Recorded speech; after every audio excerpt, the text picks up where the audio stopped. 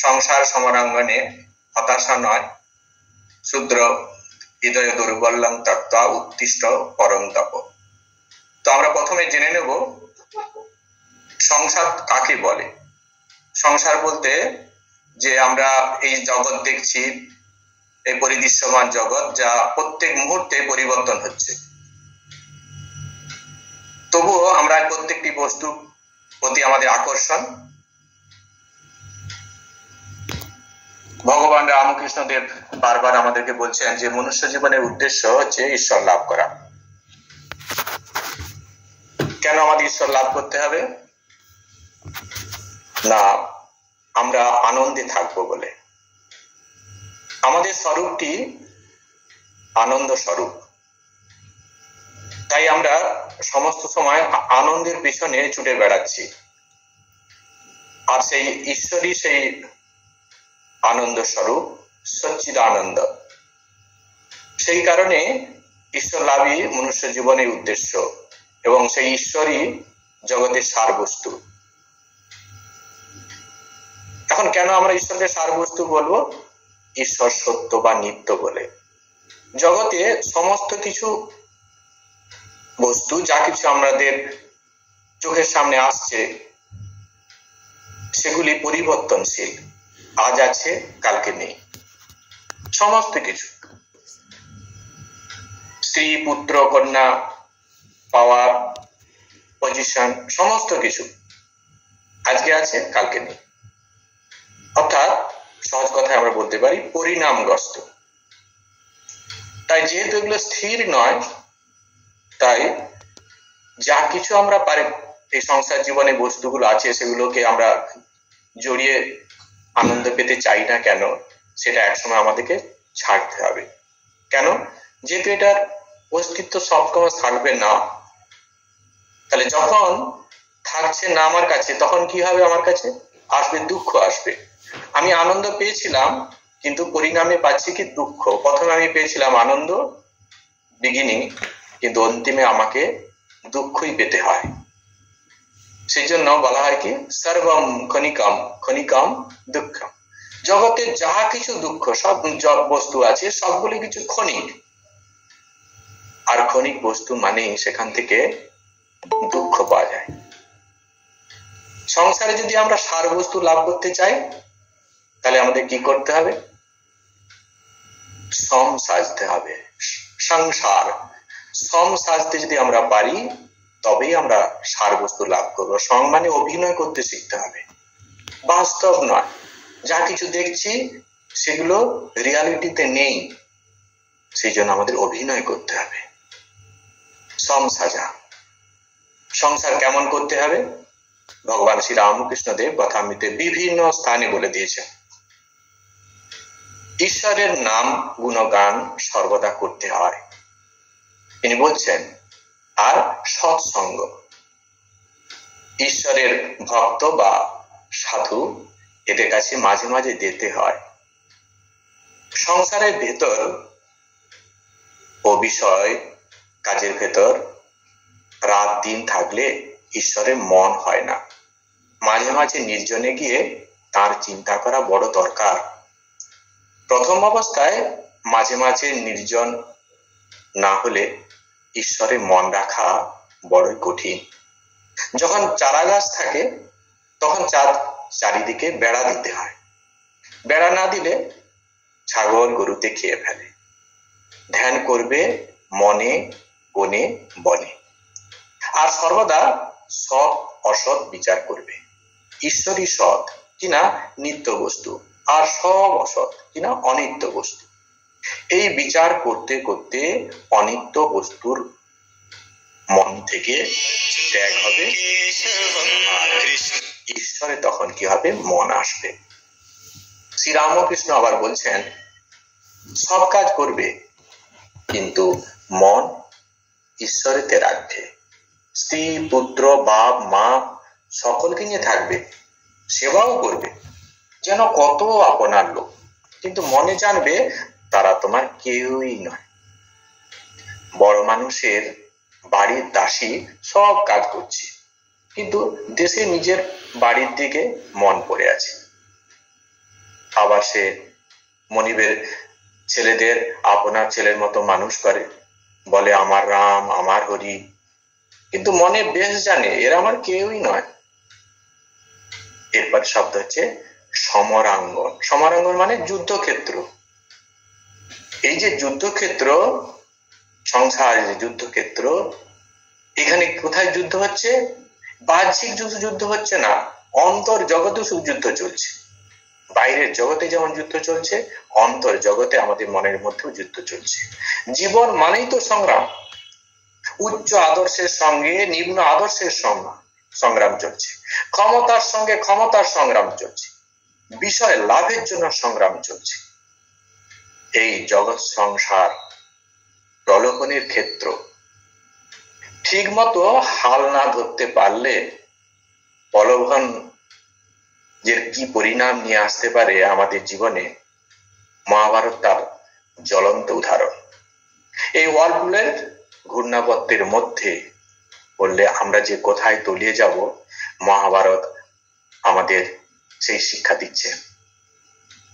বাস্তবিক পক্ষে সংসার কি, মহাভারত আমাদেরকে বারবার বুঝিয়ে দিচ্ছে। আমরা যদি মহাভারতের মূল চরিত্রগুলো নিয়ে একটু মূল্যায়ন করি, তবে কি দেখব? আমাদের চোখে প্রধান খলনায়ক হলেন গান্ধার রাজের পুত্র শকুনি, যে কিনা নিজের ব্যক্তিগত স্বার্থকে চরিতার্থ করবার জন্য কৌরবকুলকে সমূলে ধ্বংস করেছেন। এরপর রাজা ধৃতরাষ্ট্র। আমরা যদি ধৃতরাষ্ট্রের দিকে দেখি, তখন প্রথম দেখা যায় পাণ্ডবরা পুত্র তুল্য, তার সত্ত্বেও সারা জীবন পাণ্ডব পুত্রদের যোগ্য অধিকার তিনি দেন। শকুনির কূটনৈতিক পাশা খেলা যখন চরম বিপর্যয়ের মুখে পৌঁছে গেছে, তখন না তিনি পিতৃধর্ম পালন করে দুই পক্ষের ভাইদের মধ্যে সমঝোতা স্থাপন করে দিয়েছেন, কিংবা আদর্শ রায় ধর্ম পালন করেছেন।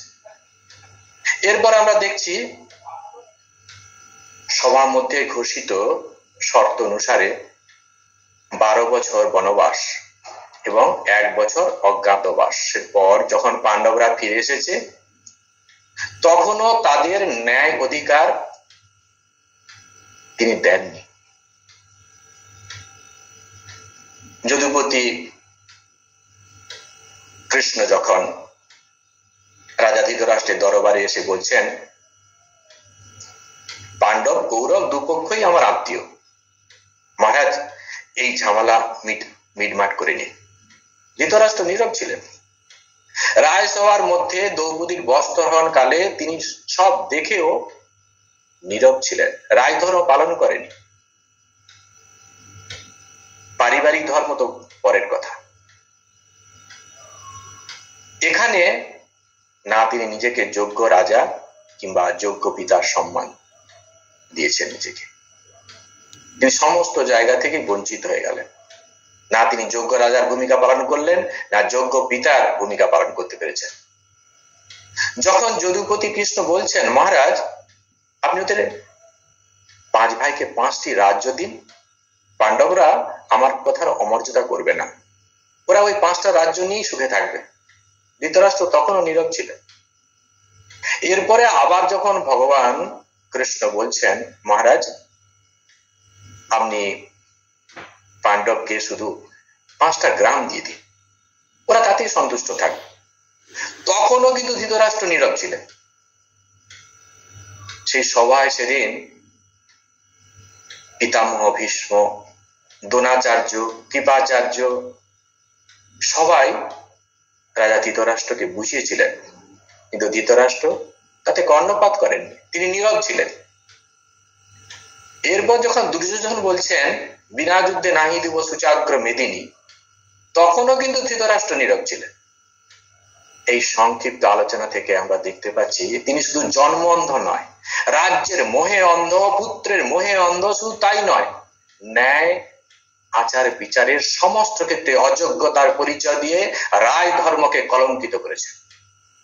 নিজেকে সমস্ত দিক থেকে ইতিহাসের পৃষ্ঠায় সর্বতভাবে অন্ধ বলে প্রমাণ করেছেন।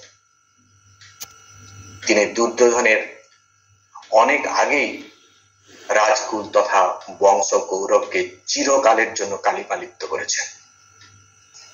আরেক গান্ধারী চরিত্র, যিনি নিজেকে পরম পতিব্রতা রমণী প্রমাণ করবার জন্য সারা জীবন চোখে পটি লাগিয়ে রেখেছেন। আবার সমাজের চোখে তিনি সতী নারী। অপরদিকে তার সন্তান নিজের ভাতৃবধূকে জনসম্মুখে বিবস্ত করার চেষ্টা করছে। সেদিন জনসম্মুখে পাণ্ডব কুলের সম্মান তো হানি হয়েছিল ঠিকই, কিন্তু কৌরব কুলের সম্মান বেড়ে গিয়েছিল কি? সেই রায় সভার মধ্যে অসহায় দ্রৌপদী যখন সবার কাছে সাহায্য প্রার্থনা করেছেন, তখন রাজমাতা গান্ধারী পায় অমানবিক অত্যাচার এর পুত্রকে শাসন তো দূরের কথা, প্রতিবাদ পর্যন্ত করেন। একজন নারীর কাছে যখন আরেকজন নারী এইভাবে অর্ধ নগ্ন অবস্থায় জনসম্মুখে লাঞ্ছিত হয়, তখন আদর্শের পরিভাষায় অপর নারীও কিন্তু নগ্ন হয়ে যায়। যদি আমরা মনে করি গান্ধারী পুত্রের এই আচরণ অন্যায় জানতেন, কিন্তু ভয়ে বলতে পারেননি, তারও উত্তরে বলি, যখন দ্রৌপদী সবার কাছে এই অন্যায়ের ন্যায় বিচার পেতে অক্ষম হয়ে ক্ষুব্ধ হয়ে অভিশাপ দিতে যাচ্ছেন, তখন গান্ধারী চিৎকার করে ক্ষমা করার আকুতি জানিয়ে পুত্র ও কৌরব কুলকে রক্ষা করতে গিয়েছিলেন কেন? গান্ধারী মাতা সেদিন কি একবার ভেবেছিলেন যে রায়সভার মধ্যে সাধারণ মানুষ ন্যায় বিচার পায়, সেখানে যদি এই অমানবিক অত্যাচার হয়, তবে সাধারণ মানুষের মনে রাজার ন্যায় বিচার সম্বন্ধে কি ধরনের মনোভাব তৈরি হবে? শুধু তাই নয়, শেষ সময়ে পুত্রের রক্ষা কবচ হওয়ার জন্য চোখের পটি খুলে এরকম অযোগ্য পুত্রকে রক্ষা করতে চাইছিলেন কেন? মাতৃস্নেহের প্রমাণ দিতে কি? যে পুত্রের কারণে সংসার কালিমা লিপ্ত হয়, যে সংসারে নারী জাতিকে দেবী জ্ঞানে সম্মান করা হয়, রায়সভার মধ্যে সেই নারীর শ্লীলতা হরণ। যে পুত্র সেই নারী জাতিকে অপমান করে সামাজিক আদর্শকে ক্ষুণ্ণ করে, তার প্রতি ভালোবাসা দেখানো পুত্র স্নেহ নয়, পুত্র মোহেরই প্রকাশ মাত্র। দুর্যোধনের এই নৈতিক অবনবনের জন্য ধৃতরাষ্ট্রের মতো গান্ধারীও সমভাবে দায়ী। পতিদেবতা জন্মান্ধ, তাই স্বামীর প্রতি সহানুভূতি ও ভালোবাসার বহিঃপ্রকাশ ঘটাতে তিনি সারা জীবন বস্ত্র দ্বারা চোখ আবৃত করে রাখলেন। খুব আনন্দের কথা, কজন নারী পারে এরকম ত্যাগ করতে? কিন্তু এই রকম আচরণ কালে মাতা গান্ধারী ভেবে কি দেখেছিলেন? তিনি ভুলে গিয়েছিলেন যে তার স্বামী ধৃতরাষ্ট্র হস্তিনাপুরের রাজা। রাজার প্রতি, প্রজাদের প্রতি, রাজ্যের প্রতি, একজন রাজার রাজ্যের প্রতি, প্রজাদের প্রতি অনেক গুরু দায়িত্ব থাকতে পারে। গান্ধারী মাতা তিনি কিন্তু একবারও তার প্রতি রাজা ধৃতরাষ্ট্রকে সাহায্য করেননি। আমি বলবো না একবারে করেননি, বরং যদি চোখের ওই পটি নাক লাগিয়ে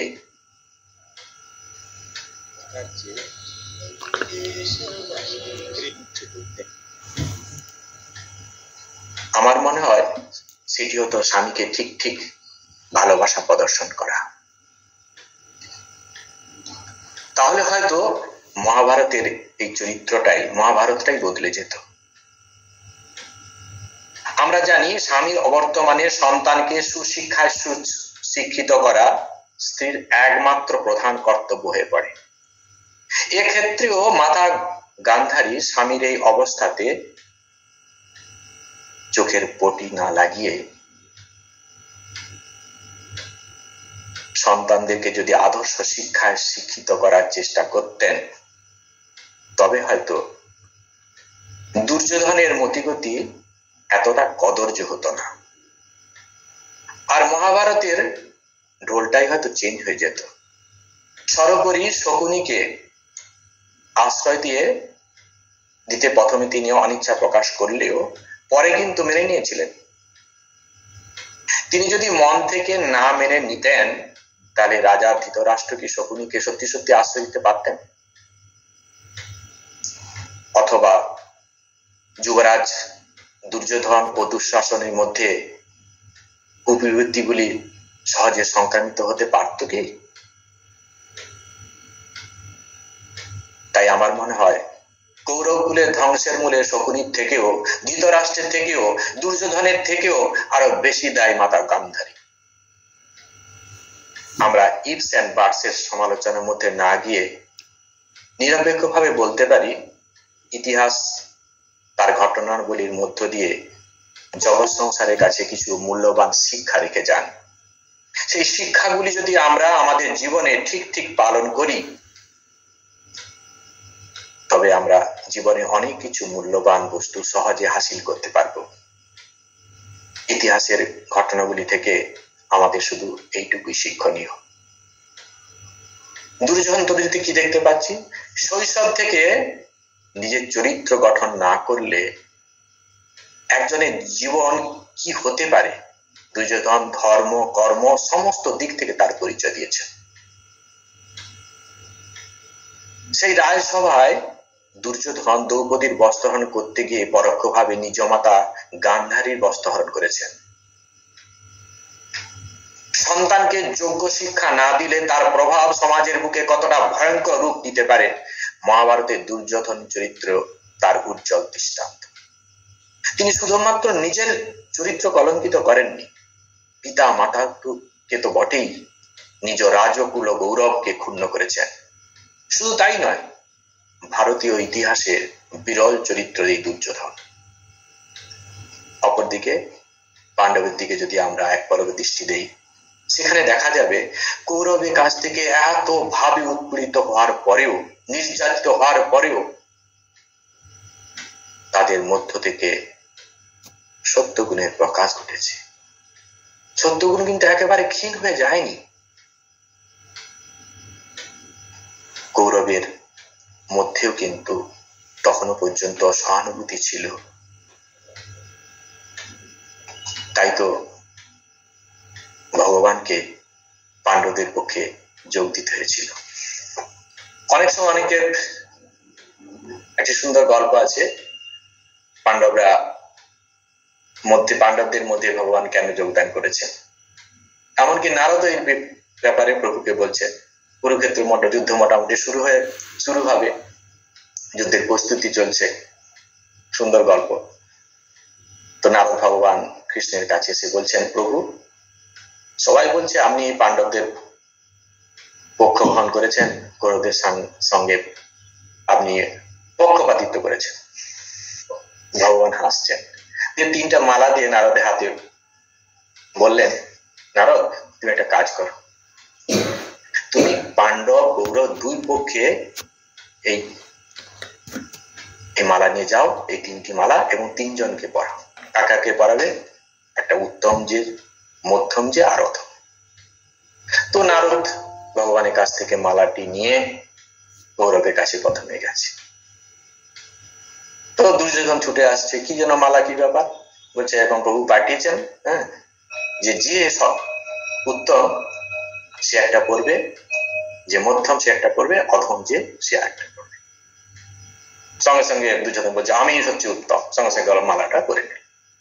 আর আমার ভাই দুঃশাসন হচ্ছে মধ্যম, আর অধম তো কাউকে পাওয়া যাচ্ছে না ওখানে, কেউ নেই, রাজসভায় নেই। আর কোনো রাস্তাতেই যাচ্ছিল একটা জেলে, তাকে ধরে আনা হয়েছে। বলছে আপনি অধম, আপনাকে মালাটা নিতে হবে। বলছে আমি ছোট হতে পারি, আমি হীন হতে পারবো না, আমি কেন অধম হতে যাব? তো সুতরাং 3 নম্বর মালাটা তো হলো না। তো সব 3টি মালা, যেহেতু 3 নম্বর মালাটি অধম গলায় পড়ানো গেল না, তো মালাটা 3টা মালাই আবার নিয়ে এখন নারদজি কি করেছেন,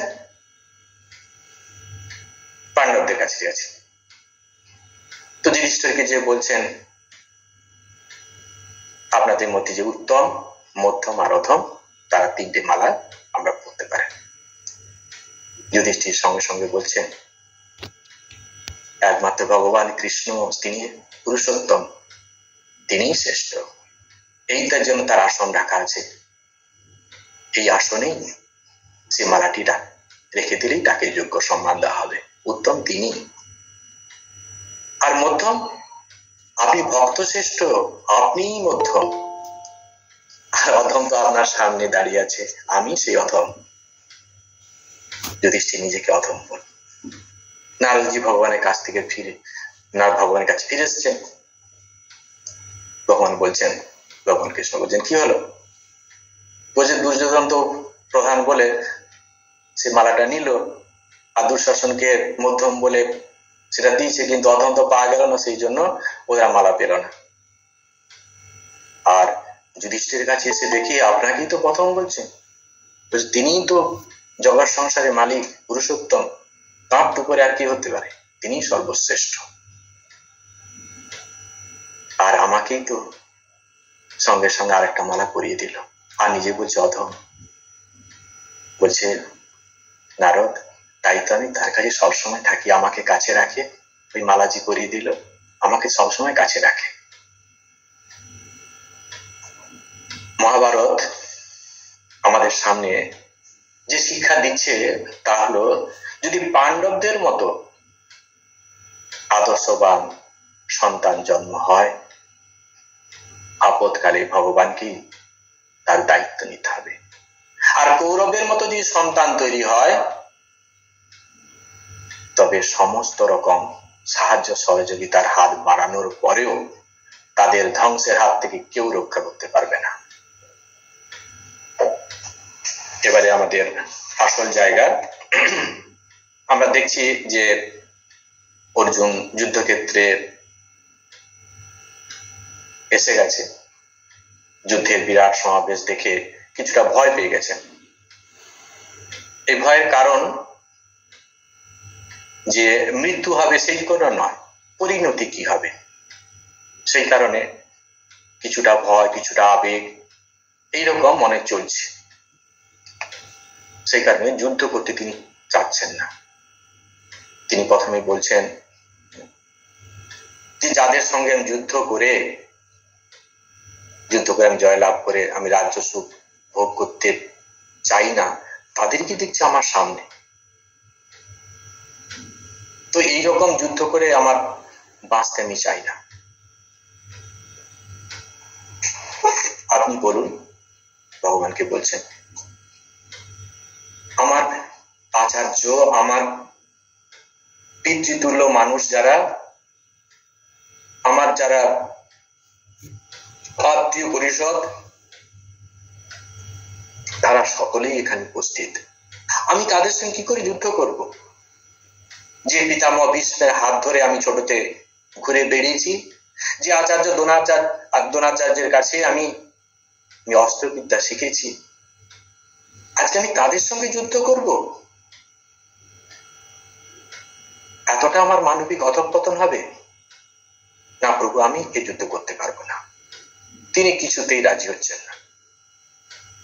আমাকে যে ত্রিভুবনকে দিয়ে দেয় যুদ্ধে জয় করলে, তাও আমি চাই না। আর ধৃতরাষ্ট্রের পুত্রদের আমি বধ করব? ওরা আমাদের সঙ্গে শত্রুতা করতে পারে, কিন্তু তা বলে আমরা তো তাদের সঙ্গে শত্রুতা করতে পারি না। সেই জন্য সব থেকে বড় কি কথা জানেন প্রভু? আমাকে তো এই যে আমাদের আত্মীয় বর্গ, এদিকে যদি আমি আজকে যুদ্ধক্ষেত্রে তাদেরকে বধ করি, তবে আমাকে পাপ আশ্রয় করবে। আর তার থেকে বড় কথা, এই যে আমরা দেখতে পাচ্ছি এত প্রজাবর্গ, যুদ্ধক্ষেত্রে এদের যদি প্রাণঘাতী হয়, তবে এর পরিণামে কি হবে? বর্ণ সংকট তৈরি হবে। স্ত্রীগণ কি হবে? ভ্রষ্টা চরিত্র হবে। চারিত্রিক দিক থেকে যখন তারা ভ্রষ্ট হবে, সমাজে বর্ণ সংকট তৈরি হবে। এর ফলে যে সামাজিক শৃঙ্খলা, সেটি বিঘ্নিত হবে, সমাজে ব্যভিচার সৃষ্টি হবে। এ সমস্ত পাপের জন্য আমি দায়ী থাকবো না প্রভু, আমি যুদ্ধ করতে পারবো না। ভগবানের কাছে এইভাবে আকুতি জানাচ্ছেন। ভগবান অর্জুনের এইসব আকুতি শুনছেন, আর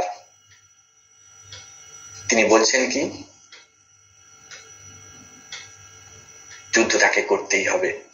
তো তিনি যেটি বলছেন সঞ্জয় সেটি রিলেট করছে, কারণ যুদ্ধক্ষেত্রে এরকমই নিয়ম ছিল। যখন যুদ্ধ হওয়ার আগে ভগবান কৃষ্ণ বলছেন ধৃতরাষ্ট্রকে যে আপনাকে আমি দিব্য চক্ষু দিচ্ছি, আপনি কি হবে না হবে যুদ্ধক্ষেত্রে সবটাই দেখতে পাবেন। তো ধৃতরাষ্ট্র রাজি হচ্ছেন যে না না না, আমি চাই না, এইসব দৃশ্য আমি আর দেখতে পারবো না। তার থেকে আপনি একটা কাজ করুন, সঞ্জয়কে সেই দিব্য দৃষ্টি প্রদান করুন, ও দেখুক আর আমাকে সেটা কনভে করবে। তো সঞ্জয় বলছে কি, তং তথা কৃপয়া বিষ্টম অশ্রুপূর্ণ আকুল ঈক্ষণম বিশিদন্তম ইদম বাক্যম উজাচ মধুসূদন। সঞ্জয় বলছে অর্জুনকে ভাবে কৃপাবিষ্ট, অনুতপ্ত, ব্যাকুল এবং অশ্রুসিক্ত দেখে মধুসূদন এই কথাগুলি বললেন।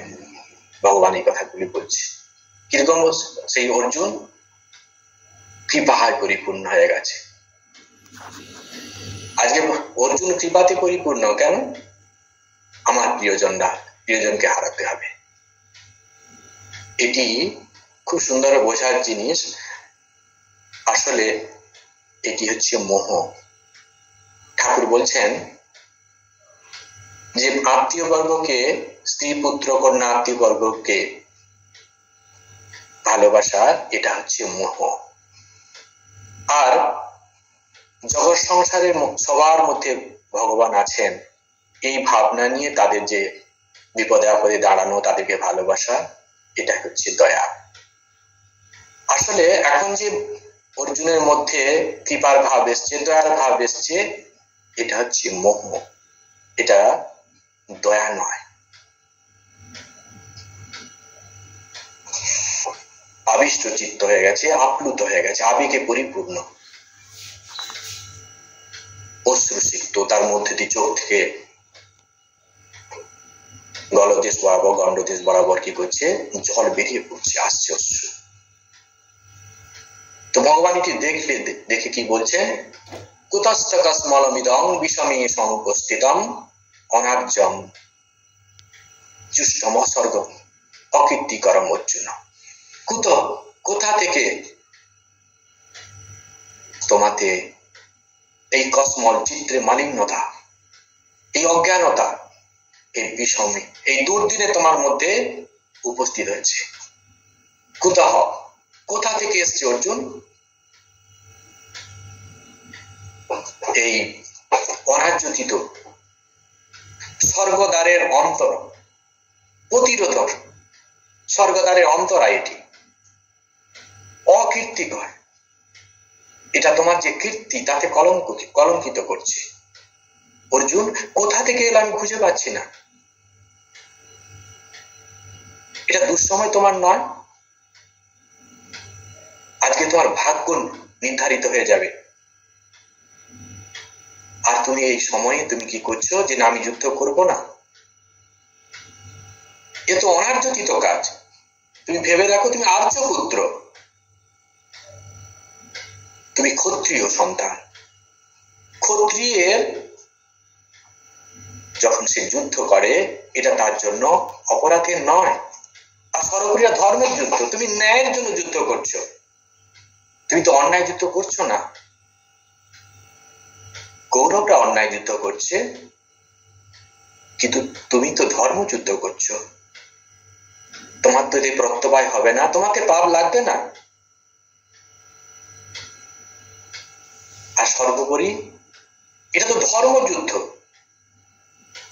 ব্রাহ্মণ যদি দেশ শাসনের জন্য কোন অস্ত্র ধারণ করে, সেটা তার জন্য অন্যায়, কারণ ব্রাহ্মণের ধর্ম হচ্ছে পূজা পাঠ, শাস্ত্র পাঠ, ভগবানের পূজা আর্চা করাই হচ্ছে ব্রাহ্মণের ধর্ম, বেদ পাঠ করা। এটি ব্রাহ্মণের ধর্ম। আর ক্ষত্রিয় ধর্ম দেশ শাসন। তুমি ক্ষত্রিয় সন্তান, সেই জন্য তোমার যুদ্ধ করা অপরাধের নয়। পুলিশরা যখন তারা যদি আইন শৃঙ্খলা ঠিক রাখার জন্য তারা যদি গুলি চালায়, তাতে কোনো রকম অঘটনও হয়, সেটা অপরাধের হয় না। কিন্তু সাধারণ মানুষ যদি ওই একই কাজ করে, একই মানুষকে একইভাবে গুলি চালায়, সেক্ষেত্রে কিন্তু তাকে তার পানিশমেন্ট হবে, তাকে জেল খাটতে হবে। একই কাজ অথচ দুরকম। কারণ ভারতীয় সংবিধান প্রশাসন বিভাগের উপরে এই দায়িত্বটি দিয়েছে, সাধারণ মানুষকে দেয়নি। অর্জুন ক্ষত্রিয় সন্তান, তার বার্থ রাইট আছে অন্যায়ের বিরুদ্ধে অস্ত্র ধরা। অন্যায়ের বিরুদ্ধে অস্ত্র ধরা তার বার্থ রাইট। ভগবান সেই কারণে বোঝাচ্ছেন যে তুমি ভেঙে পড়ছো কেন? তুমি ক্ষত্রিয় সন্তান, সুতরাং তুমি যুদ্ধ করতে পারো, এটা তোমার কোন রকম কোনো ভুল নেই। আর অর্জুন, তুমি তো ধর্মযুদ্ধ করছো, তোমার লাভেই লাভ। এই যুদ্ধে যদি তুমি বীরগতি প্রাপ্ত হও, তোমার যদি প্রাণ নাশ ঘটে, যেহেতু তুমি ধর্মযুদ্ধ করছো, তুমি স্বর্গে যাবে। আর যদি যুদ্ধে তুমি জয় লাভ করো, তাতে তুমি কি পাবে? রাজ্য পাবে, নিষ্কণ্টক রাজ্য। লাভেই লাভ, দুপক্ষেই লাভ তোমার। আমরা কোনো কিছু কর্ম করলে হয় লাভ, একটা ক্ষতি, যে কোনো একটা হয়। অর্জুন কে ভগবান বলছেন তোমার তো দু দিক থেকেই লাভ। হাতি বাঁচলেও লাখ টাকা, মরলেও লাখ টাকা, সেরকম অবস্থা। আর যদি তুমি যুদ্ধ না করো, তাহলে কি হবে? তোমার যশ, নাম যশ, জগৎ সংসারে যে তোমাকে সবাই চেনে, যে অর্জুন কত বড় তীরন্দাজ, বীর যোদ্ধা। আজকে যদি তুমি যুদ্ধক্ষেত্রে এসে যদি পিছিয়ে যাও, তাহলে তোমার এই যশে, নাম যশে কলঙ্ক উঠে যাবে। যে ভয়ে যুদ্ধক্ষেত্র থেকে পালিয়ে চলে গেছে, তুমি ভেবে দেখো একজন বীর যোদ্ধার কাছে কত অপমানজনক। এ তো মৃত্যুর থেকে আরো খারাপ অবস্থা, মৃত্যুর থেকেও আরো জঘন্য অবস্থা। ভগবান কি করছেন? অর্জুনকে এইভাবে আস্তে আস্তে তার মনটিকে তৈরি করছে। তার মনের মধ্যে যে ভাবাবেশ তৈরি হয়েছিল, মনের মধ্যে যে ডিপ্রেশন তৈরি হয়েছে, সেটি কাটিয়ে তার মধ্যে আবার শক্তি সঞ্চার করছেন। যে শক্তিটা ঘুমিয়ে গেছে, সেই শক্তির পুনর্জাগরণ ঘটানোর চেষ্টা করছেন।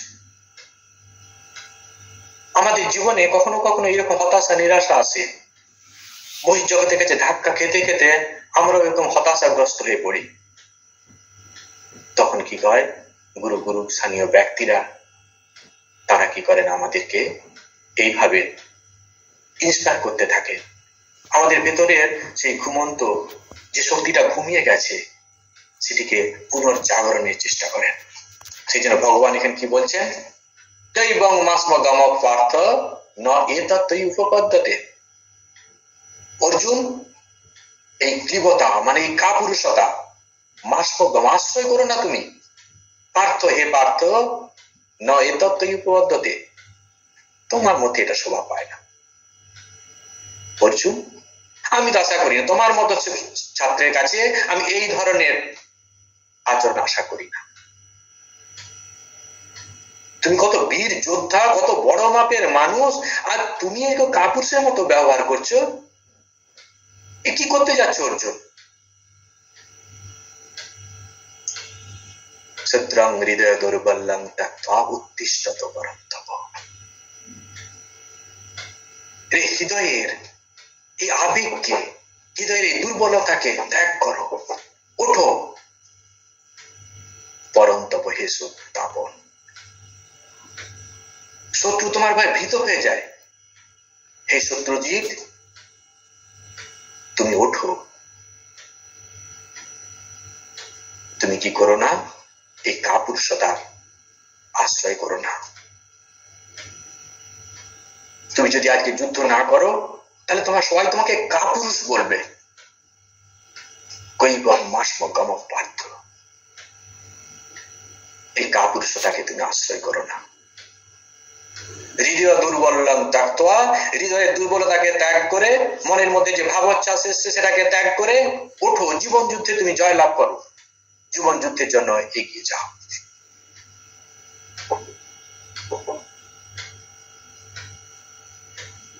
ভগবান অর্জুনকে বলছে না তুমি যুদ্ধ করতে চাচ্ছ না। কটা যুদ্ধ থেকে অর্জুন তুমি পিছিয়ে যাবে? জীবন মানেই তো যুদ্ধ, প্রত্যেক মুহূর্তে যুদ্ধ, আবেগের সঙ্গে বিবেকের যুদ্ধ। বাইরে কুরুক্ষেত্রকে তুমি উপেক্ষা করতে পারো, কিন্তু অন্তর্জগতে যে কুরুক্ষেত্র যুদ্ধ চলছে সেটা একদিনে শব্দ হয় না, সে তো মৃত্যুর আগে পর্যন্ত সেই যুদ্ধ চলতে থাকে। তার মোকাবিলা তুমি কি করে করবে?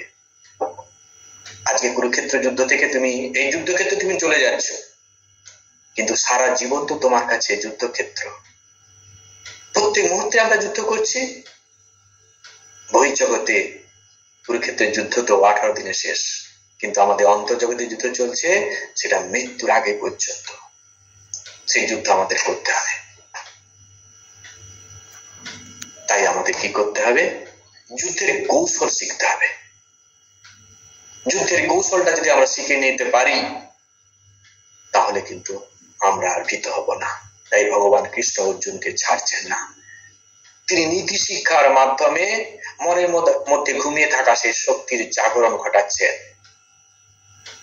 এবং তার মধ্যে তাকে মধ্য দিয়ে যুদ্ধে যে যুদ্ধ ভীতি এসছে সেটা কাটানোর চেষ্টা করছে,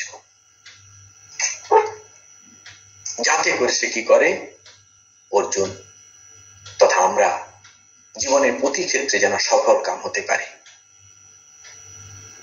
মানুষের জীবনে কখনো কখনো এমন দুর্দিন আসে যখন মানুষ হতাশা, নিরাশা,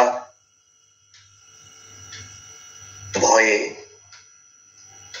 মানুষের মনের মধ্যে যে অসীম শক্তি আছে সেটি ভুলে যায়। তার নিজের মধ্যে যে অসীম শক্তি সেটা সে ভুলে যায়।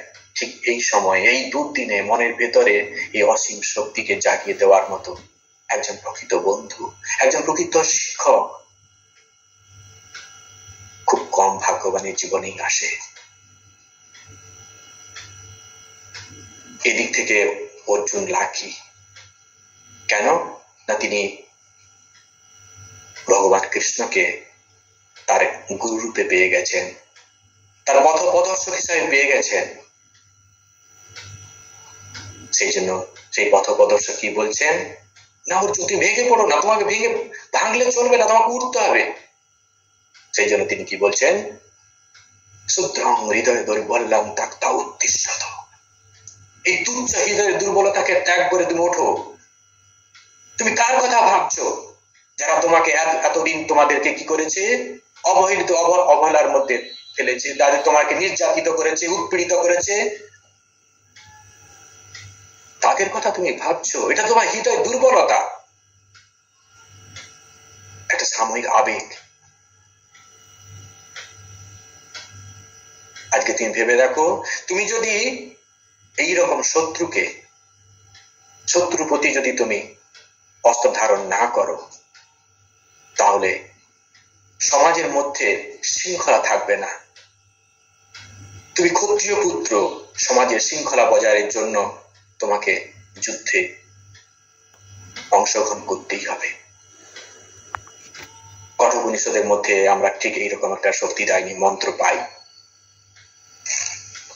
কঠোপনিষদ স্বামীজি খুব ভালোবাসতেন। সেখানে বলছে উত্তিষ্ঠত জাগ্রত প্রাপ্যবরান নিবোধত। ওঠো, জাগো, উদ্দেশ্য পূরণ যখন পর্যন্ত না হয় তখন পর্যন্ত থেমো না। স্বামীজি বলছেন একই কথা, এড়াই যায়, ওঠো, জাগো, তুমি ঘুমিয়ে আছো। এই তমগুণের ঘুম, তমগুণ, এই ঘুম তমগুণ থেকে তৈরি। এই তমগুণ তোমার সাজে না। তোমাকে জীবনে এগোতে হবে, তোমাকে জীবনে বড় হতে হবে। আমরা জীবনে হতাশায় ভুগছি। সংসারিক জীবনে অনেক সমস্যা আমাদের মধ্যে চলে এসছে। পারিবারিক জীবনের সমস্যা, কর্মক্ষেত্রে সমস্যা। এই সমস্যা দেখে আমরা কখনো ডিপ্রেশনে চলে যাই। আমরা থাকতে পারি না, রাতে ঘুমাতে পারি না। ঘুমের ট্যাবলেট ছাড়া আমরা উইদাউট স্লিপিং পিল আমাদের ঘুম হয় না। তাদের উদ্দেশ্যে ভগবান যেন বলছেন, কি সুদ্রং হৃদয় দুর্বলম ত্যাক্তা উত্তিষ্ঠত। এই হৃদয়ের আবেগকে ত্যাগ করে ওঠো। জীবনে একবার বিপদ হয়েছে, তা বলে ভেঙে পড়ো না। তোমাকে অনেক বড় হতে হবে। তোমার মধ্যে অসীম শক্তি আছে, তুমিই পারবে। স্বামীজি বলছেন, all possibilities lies on you, you can do anything and everything. কে বলছে তুমি যুদ্ধ করতে পারবে না? কে বলে সমাজ জীবনে একটা জায়গায় সমস্যায় পড়ে গেছো, এক জায়গায় তুমি কি ধাক্কা খেয়েছো, জগৎ সংসারে তোমার কি সবকিছু চলে গেছে? কে বলছে? তোমার উজ্জ্বল ভবিষ্যৎ আছে, তুমি ভেঙে পড়ো না। তোমাকে অনেক বড় হতে হবে, তুমি অনেক কিছু করতে পারো। তপ বাড়ানো নিবোধত, যতক্ষণ পর্যন্ত তোমার উদ্দেশ্য পূরণ না হয় ততক্ষণ পর্যন্ত তুমি থেমে যেও না। অদ্ভুত মন্ত্র। স্বামী এখানে কি করছেন? স্বামীজি এটি পছন্দ করতেন। আর এখানে ভগবান কৃষ্ণ কি করছেন? তার শিষ্যকে, তার বন্ধুকে, তার সখা ভাইকে এইভাবে আস্তে আস্তে তার মধ্যে শক্তি জাগরণ ঘটাচ্ছেন, ইন্সপায়ার করছেন। তার মধ্যে যে হতাশা এসছে, সে হতাশাকে কাটানোর চেষ্টা করছেন।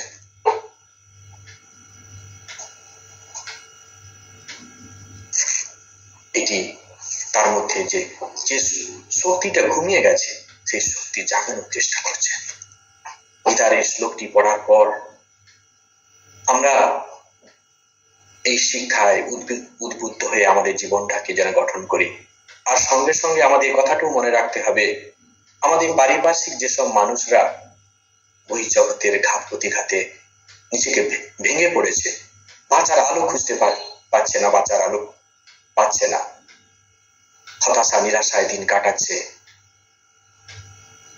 তাদেরকে আমরা যেন সমবেতির হৃদয় নিয়ে দেখি, তাদের সুখ দুঃখের সঙ্গী হয়ে তাদের মধ্যে ভেতরে যে শক্তি আছে সেই শক্তিটা জাগিয়ে তোলার চেষ্টা করি। এবং সেখানেই হবে আমাদের গীতা পড়ার সার্থকতা। মহাভারত একদিকে ধৃতরাষ্ট্র, শকুনি, গান্ধারী চরিত্রকে দেখতে পাচ্ছি, আর অপরদিকে আমরা দেখতে পাচ্ছি ভগবান কৃষ্ণ আর পাণ্ডব।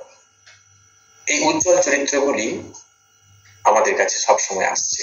অনেক চরিত্র আছে, এগুলো খুব ইম্পর্টেন্ট।